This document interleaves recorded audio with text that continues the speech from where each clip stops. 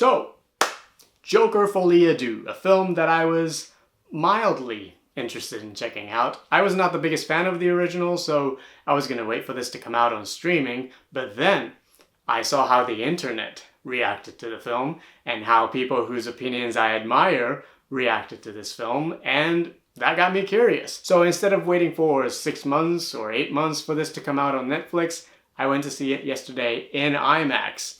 And honestly, I like this better than the first one. I think this is the more daring and adventurous film, and unlike the first film, it knows what it wants to say, and I think it says it pretty well. I like how it talks about codependent relationship, manipulation, delusion, consequences, expectations versus reality. Now that is the thing that a lot of people are talking about, mostly as a criticism, but I liked that the film didn't go the way I thought it was gonna go. It kept playing with my expectations, and that was refreshing. Joaquin Phoenix was great, Lady Gaga was also excellent, they had great chemistry together, and I believed in their relationship, even though their romance is problematic and toxic and really fucked up. The musical sequences worked for me for the most part, but I did feel like some of them didn't add anything interesting to the overall story or what the characters are feeling. And the film is beautifully put together. The cinematography, the editing, the production design, the costumes, the score,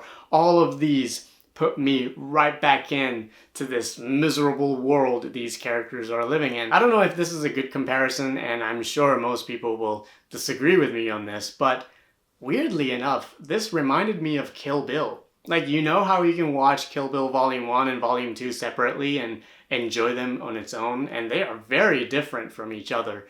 But really, you're supposed to experience them as this one big 4-hour-long epic. That's kind of how I feel about Joker and Joker Folie, Deux. The first Joker was the question. You know, it has all these ideas and talking points and throws all of them at you, but it never gives you an answer for any of them.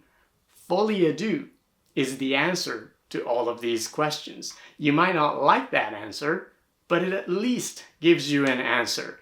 And I was impressed that Todd Phillips went for that direction. He could have made a, conventional Joker sequel if he wanted to, but he didn't.